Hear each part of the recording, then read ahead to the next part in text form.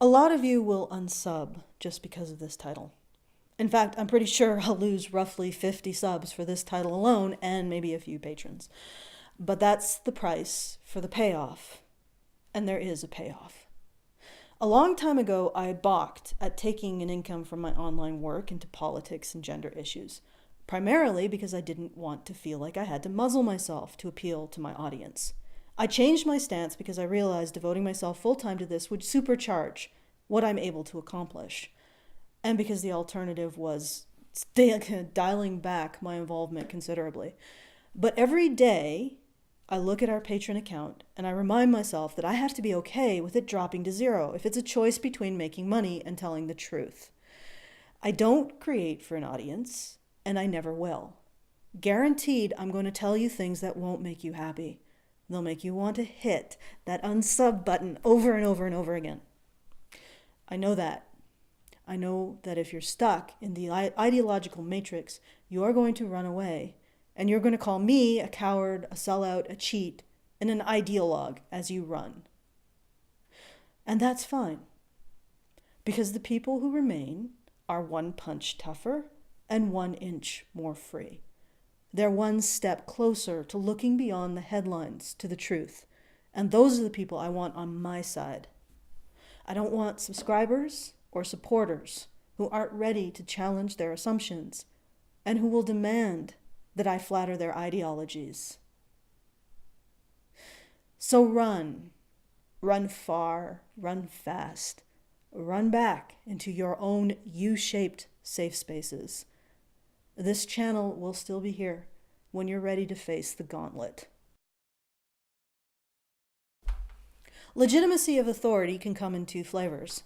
The first is inspiration, inspiring people with a sense of a shared purpose, a united destiny, a great work. The second is using conflict in order to legitimize your rulership. It's the oldest trick in the book, and it works like this.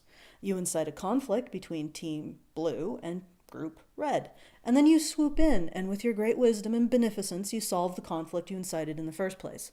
And because you are able to resolve the conflict, you are able to justify your rulership over both.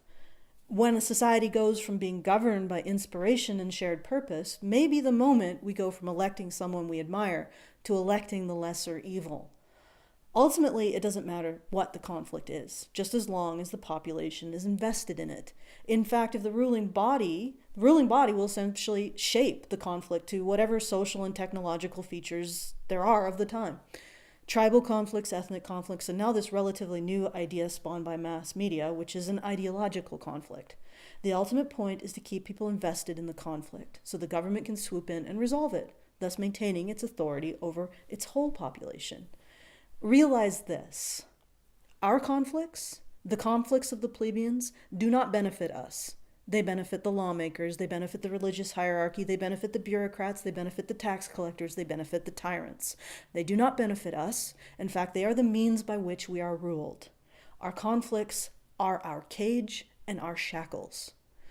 The discerning viewer may have already recognized something familiar here. Yes, the American government uses ideological conflict to justify itself. We need the conservative man and the liberal man to always be at each other's throat so the government can incite, contain, and resolve the conflict in a ritual display. Since liberal and conservative men can't resolve their own ideological conflicts, the government will do it for them. The process legitimizes the government and the government's control over all of us. Now, this age-old trick and its mass media ideological twist has encountered social media, and all the rules have changed. The real conflict now is between people invested in online media as a source of information and people invested in old media as authoritative. This is the blue and the red now. The powers that be have noticed this new potential source of conflict and have already moved to exploit it for legitimacy. Notice how things have polarized. Old media is the left, new media is the right. The powers that be have transplanted their old ideological conflict into this new battlefield. The battle between Trump and Hillary was less a battle between right and left and more a battle between old and new media. They're trying to lock up the power of the internet by reframing the debate between new and old media as left and right. The right wing talks about obscenity, the left wing talks about objectification. The right wing talks about the war on children, the left wing talks about the war on women. By the way, a true alternative media starts by scraping out an audience on the cheapest platform possible. Plagued with technical difficulties, it slowly and painfully grows, suffering continual setbacks, slowly scraping together an audience. It does not start with a technical staff of fully equipped studios, millions in dollars of revenue, and gain an audience in the hundreds of thousands and the millions overnight. A true alternative media has to be fought for. Understanding that, consider how truly alternative what we label alternative is. We now have an old left-wing press and a new right-wing press. What happened to just the press? Have we just given up on that notion? Is that where we're at? The only two sources of information, both are ideological.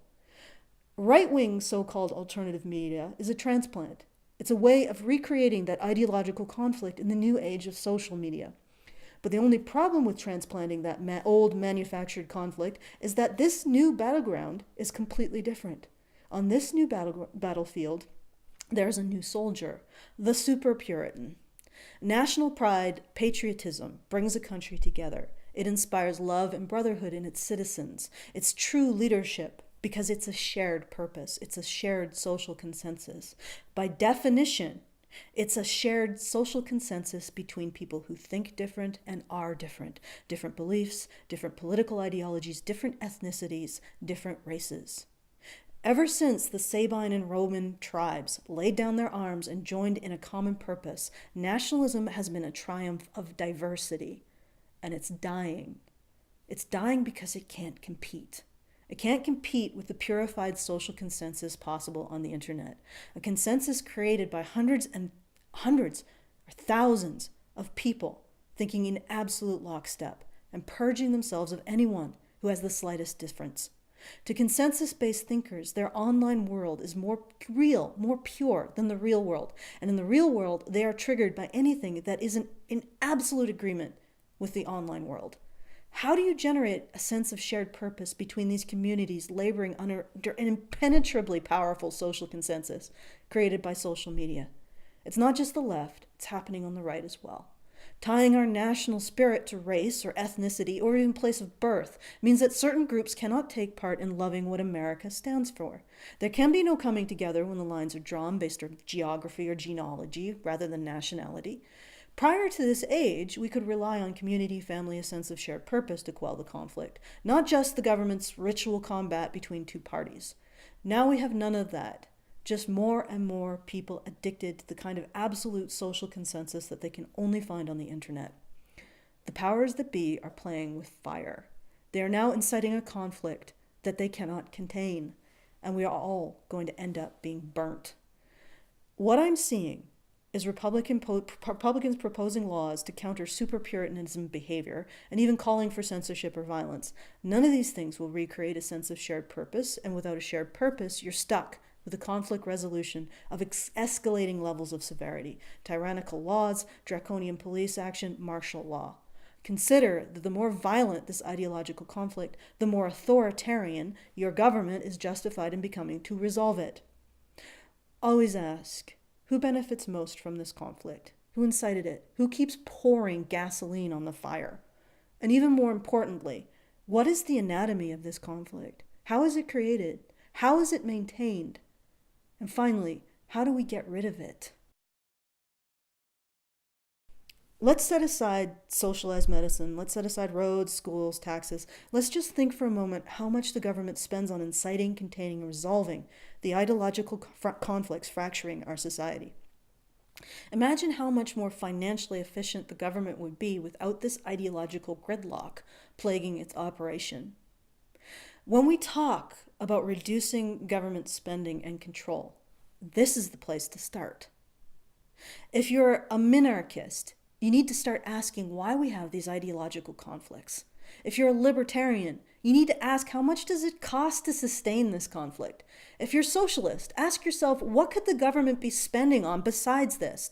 If you're a liberal, consider how much the government is sacrificing of our well-being to force us into conflict. If you're a Trump supporter, If Trump is truly the anti-establishment libertarian candidate, he would be all for this proposal because it would crack the establishment wide open. And if you're a feminist, hear this. At least men are slaves in this system. Women are made even less by it. Women are made into manacles. If you're a Gamergator, stay tuned because you're going to discover why the media had a 2-year hysterical meltdown over what was basically a tiny, insignificant, minuscule scandal that should have been resolved in a day. And if you're a men's rights activist or issues advocate, if you're a member of the most humble of civil rights movements, working quietly away in a dusty, underfunded, out-of-the-way office, only ever paid attention to by media to belittle for being weak and ineffective, or alternatively demonized for secretly dominating all of society, ignored by the government, scoffed at by academia, prepare to be amazed, because you had the answer all along.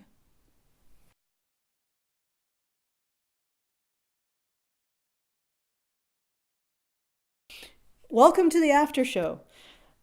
In the previous episode, I mentioned that someone had sent me a Trudeau candle. And I said I hoped, well, I don't know if I said I hoped, but, I was pondering whether or not I would also get a Trump candle.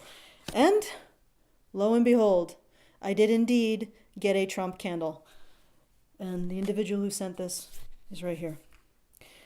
Dear Badger Cave, I was the one that sent the Trudeau candle! ! It was to set the mood for writing that lacy green Trudeau elbow erotica. Per your request, expect to see a great, great candle show up soon. Love at tibarminds.com. This is the Trump candle, indeed. And, it's repulsive. And this is nothing toward Trump, but this smell really bothers me. Let's read it. The Trump-scented candle combines notes of tanning lotion, steak, and the color orange to produce one of the classiest scents of all time. Many people are saying it's the greatest candle ever. Believe me, believe me. Now that you own this candle, you are going to finally start winning again. You will do so much winning that you will get tired of winning. You might even want to stop winning, but you won't be able to. You will just keep winning, winning, winning, until you literally fall on your knees and beg for success to relent. It will not. This candle is not affiliated with or endorsed by Trump. In any way, if somehow that was not already obvious. I imagine that he probably has a better sense of humor than you guys think he does. Anyway, thank you to the anonymous person from Las Vegas who sent this all in. Tibber. If you want to send me something bizarre or a letter, then what have you, send it to Badger Cave, care of Allison Tiemann, 113 First Avenue West, Kelvington, Saskatchewan, Canada, S0A1W0. And I want to thank all of our supporters. I now have a halfway decent setup for video. Unfortunately, solving the audio problems will be a hell of a lot more complex. At minimum, we'll need to be able to afford professional-grade internet, which can cost upwards of $80K for 5 years for my location. Sound technicians to create a specialized setup that compensates for our decentralized situation, as well as some pretty pricey equipment. We are working towards this goal, but my first priority is making sure that the people who do this work get a living income from it. If our audio problems persist, the show just has audio problems. If we lose people, we lose the show entirely. This show is about multiple perspectives, not just one. Libertarian, liberal, left-wing, right-wing, anarchist, monarchist, minarchist, men's rights activists, and whatever feminists will lower themselves to speak with us unspeakable deplorables. What we're trying to do requires more than one voice. You can't resolve ideological gridlock without learning how to share a common purpose, even while disagreeing. If we lose dissenting voices, we lose the soul of Honey Badger Radio. So if you're interested in helping out, the only place on the internet that advocates for every position being heard and every position being subject to intellectual rigor, please go to www.patreon.com/honeybadgerradio. Do you disagree with us?